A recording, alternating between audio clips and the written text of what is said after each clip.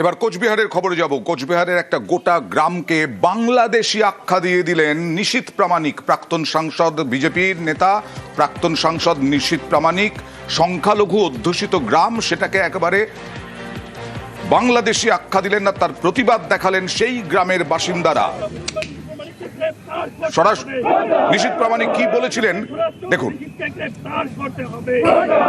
পার্শ্ববর্তী রাষ্ট্র বাংলাদেশ, একটু নজর রাখবেন সেখানে কি হচ্ছে। 450 কিলোমিটার আনফেন্সড এরিয়া রয়েছে পশ্চিমবঙ্গ আর বাংলাদেশের বর্ডারে। একই রকম ভাবে কুচবিহার শহরের তোরসা নদীটা পেরোলেই আর একটা বাংলাদেশ সুটকাবাড়ি সেখানে অপেক্ষা করছে, মনে রাখবেন। এখনই যদি জাগ্রত না হন, আর বেশি দিন বাকি নেই। সুটকাবাড়ি থেকে দলে দলে লোক ঢুকে কুচবিহার শহরটাকে ছারখার করে দেবে, তারও বেশি দিন দেরি নেই। আর এর প্রতিবাদে এই স্থানীয় বাসিন্দারা তারা জাতীয় পতাকা হাতে প্রতিবাদ দেখালেন। সরাসরি চলে যাব প্রতিনিধি শুভঙ্করের কাছে। কিসের পরিপ্রেক্ষিতে, কিসের তথ্যের ভিত্তিতে নিশীথ প্রামাণিক বললেন, কোন গ্রামের কথা বললেন, সেই গ্রামটা পুরো বাংলাদেশি?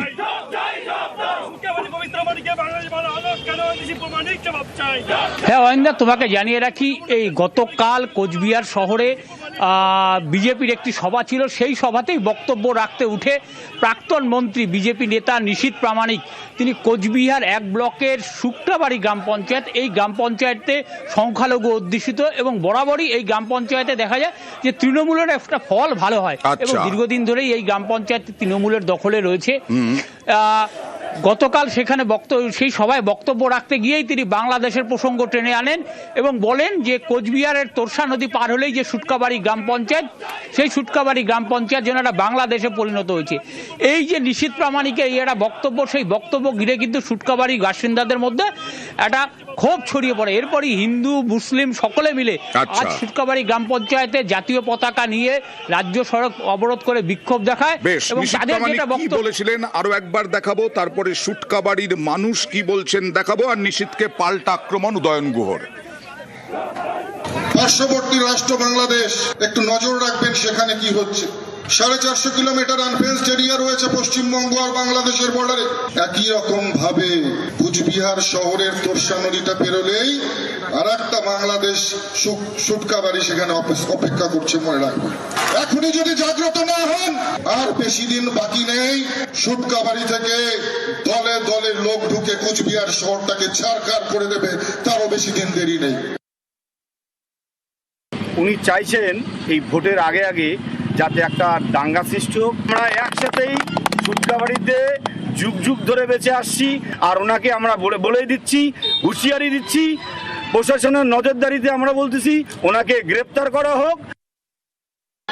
ওকে ওই সুটকাবাড়ির রাস্তা দিয়ে ওর যাতায়াত বন্ধ করে দেওয়া উচিত। এত বড় একটা অসম্মানজনক কথা। সুটকাবাড়ি হচ্ছে বাংলাদেশ, তাই নয়, এইরকম চললে আর কয়েকদিনের মধ্যেই সুটকাবাড়ির লোকেরা এসে কুচবিহার শহরকে তছনছ করে দেবে। ওকে তো অ্যারেস্ট করা উচিত এই দাঙ্গার আবহাওয়া তৈরি করবার জন্য। বিভিন্ন জায়গায় জনসভা করছেন মিঠুন চক্রবর্তী। বিজেপি নেতা মিঠুন চক্রবর্তী আজকে ধূপগুড়িতে জনসভা করেন, সেখানে হিন্দুত্বে শান দিলেন। হিন্দুর ভোট একজোট করার টার্গেট। বাঙালিকে বাঙালিত্ব রাখার জন্য, হিন্দুদের হিন্দুত্ব রাখার জন্য, সনাতনীদের সনাতনিত্ব রাখার জন্য এই বাংলার মাটিতে আমাদের সবাইকে এক ছাতার নিচে এসে লড়তে হবে। বিজেপি পার্টি মুসলমানদের বিরুদ্ধে নয়, বিজেপি পার্টি ভারতীয় মুসলমানদের বিরুদ্ধে নয়, তাদের বিরুদ্ধে যারা দেশে থেকে দেশের ক্ষতি করতে চায় তাদের বিরুদ্ধে আমরা। তাই আমি সবাইকে অনুরোধ করছি, যারা এখানে কমিউনিস্ট পার্টি করেন, যাদের মধ্যে হিন্দুত্ব বেঁচে আছে, তাদের আহ্বান করছি, কংগ্রেসের সবাইকে আহ্বান করছি, এমনকি তৃণমূলের হিন্দু ক্যাডার যারা আছে, যাদের মধ্যে এখনো বিবেক বেঁচে আছে, তাদেরও আহ্বান করছি, আসুন আমরা এক ছাতায় নিচে বসে লড়ে এদের উৎখাত করি। এবার বুথের ভেতরে কেন্দ্রীয় বাহিনী চাইছেন দিলীপ ঘোষ। বুথের ভেতরে কেন্দ্রীয় বাহিনী আর মানুষের ওপরে ভরসা রাখতে বললেন কুণাল ঘোষ। আমরা বারবার ডিমান্ড করেছি যে বুথের মধ্যে যাতে সেন্ট্রাল ফোর্স থাকে, তারা রাস্তায় দাঁড়িয়ে থাকে দর্শকের ভূমিকায়। যত সংখ্যায় দিন কোনো লাভ হয় না, আসল লুটপাট তো ভেতরে হয়, অন্য এজেন্টদের বার করে দেওয়া হয় মেরে। আমাদের সামনেই হয়েছে, গত লোকসভা ইলেকশনে দেখেছি। তো যদি এটা হয় তাহলে পশ্চিমবাংলার মানুষ যারা ভয়ে ভোট দিতে যান না তারাও দিতে যাবেন, ভোটের পার্সেন্টেজ বাড়বে এবং লোকে নির্ভয়ে ভোট দিতে পারবে। তাহলে টিএমসির পক্ষে টেকা মুশকিল আছে। দিলীপ ঘোষ তো দুর্গাপুরে লড়েছিলেন, তো কেন্দ্রীয় বাহিনী তো ছিল, জাতীয় ইলেকশন কমিশনও ছিল, তো হেরেছেন কেন দুর্গাপুরে? ফলে মানুষের উপর ভরসা করুন, বাংলার মানুষের অধিকারটাকে গুরুত্ব দিন। কেন্দ্রীয় বাহিনী ভোট করবে না, ভোট ভোটাররাই দেবে। মানুষের নজর ঘুরিয়ে কোনো লাভ নেই। দুদিন অমিত শাহ ডেকেছেন, বা দুদিন অনেকদিন পরে পার্টির মধ্যে জায়গা পেয়েছেন, তার মানে আবার সব অবাস্তব কথাবার্তা শুরু হয়ে যাবে, কি হয়? শ্রীরামপুরের তৃণমূল সাংসদ রচনা বন্দ্যোপাধ্যায় আর চুঁচুড়ার তৃণমূল বিধায়ক অসিত মজুমদার, দীর্ঘদিন ধরে তাদের মধ্যে দ্বন্দ্ব, আর সেই দ্বন্দ্ব মেটালেন কল্যাণ বন্দ্যোপাধ্যায়। হুগলির সাংসদ রচনা বন্দ্যোপাধ্যায় আর শ্রীরামপুরের সাংসদ কল্যাণ বন্দ্যোপাধ্যায়, তিনি মেটালেন এই দুই নেতার দ্বন্দ্ব। আজকে চুঁচুড়ার স্কুলে স্মার্ট ক্লাস করা নিয়ে দ্বন্দ্ব শুরু হয়। হুগলিতে একাধিকবার প্রকাশ্যে রচনা অসিত দ্বন্দ্ব আসে সমস্যা সমাধানে। ভোটের আগে আসরে কল্যাণ বন্দ্যোপাধ্যায়, আজকে চুঁচুড়ায় কর্মী বৈঠকে অসিত রচনার দ্বন্দ্ব মেটাতে উদ্যোগ। অভিষেকের নির্দেশে সাংসদ বনাম বিধায়কের লড়াই বন্ধের উদ্যোগ। এবং বৈঠকে শ্রীরামপুরের সাংসদ কল্যাণ বন্দ্যোপাধ্যায় হুগলির সাংসদ রচনা বন্দ্যোপাধ্যায়ের প্রশংসা করলেন, চুঁচুড়ার বিধায়ক অসিত মজুমদারেরও প্রশংসা করলেন। চুঁচুড়া বিধানসভায় রচনা ব্যানার্জি এবং অসিত মজুমদার শহরের সভাপতি ফণি এদের সবাই মিলে কোঅর্ডিনেট করে নেতৃত্ব দিয়ে এখানে সমস্ত কাজ হবে।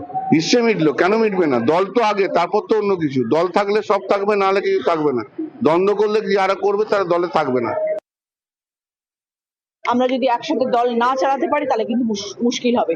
আমরা কেউ 20-22 বছরের বাচ্চা নই যে আমরা একটা সাংঘাতিক রকমের দ্বন্দ্ব নিয়ে বা মাথা চিন্তা করে কিছু করব, বা রেগে যাব, ঝগড়া করব, আড়ি করব, ভাব করব, এটা তো হয় না কখনো।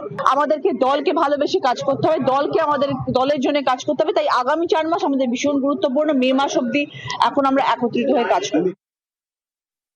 ভুল বোঝাবুঝি যদি কিছু হয়ে থাকে, দুজন দিদি এবং অভিষেকের সাথে দুজনে একে চলবো। আগামী কাল থেকে অন্য রূপ দেখবেন চুঁচুড়ার। রচনা আমার নিজের বোনের চাইতে বেশি, অতএব এটা কোনো ব্যাপার নয়। ভুল বোঝাবুঝি সাময়িক, দীর্ঘদিনের লড়াইতে আমরা এক। বিস্ফোরক শিশির অধিকারী, তৃণমূলকে নাকি তার জেলায় আনাটা তার সব থেকে বড় ভুল হয়েছিল, এমনটাই শিশির অধিকারীর বক্তব্য। শিশির অধিকারী জনসভায় একটি অনুষ্ঠানে এমনই মন্তব্য করলেন। কাঁথির প্রাক্তন সাংসদ ভুল করেছিলেন, ক্ষমা করে দিন, মন্তব্য শিশিরের। আর পাল্টা নাটক বলছে তৃণমূল। এই মাটি ছুঁয়ে আপনাদের কাছে ক্ষমা করে দিবেন।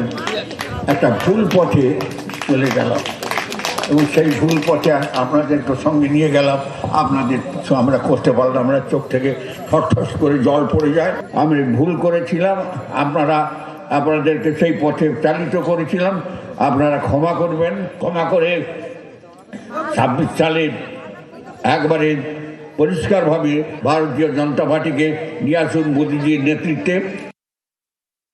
তৃণমূল ক্ষমতায় এসছে মমতা বন্দ্যোপাধ্যায়ের আন্দোলনের উপর নির্ভর করে, যেখানে ওনারাও সামিল হয়েছিলেন এসে। আজকে লোক দেখানো নাটক করে শিশির অধিকারী যদি বলেন তৃণমূলে যাওয়া ভুল হয়েছিল, তাহলে ফিরিয়ে দিন না সাংসদের পেনশন আর মন্ত্রিত্বের পেনশনটা। জীবনে সাংসদ হয়েছেন তৃণমূল থেকে, মমতা ব্যানার্জি করেছে। কেন্দ্রীয় মন্ত্রী একবার হয়েছেন, মমতা বন্দ্যোপাধ্যায় করেছেন। তাহলে তো আপনাদের জীবনের যে গ্রাফ এবং বায়োডাটায় যে পদ লেখা আছে, সবকটা তো বাদই চলে যাবে যদি আপনি তৃণমূলের আপনার অবস্থান বাদ দিতে হয়।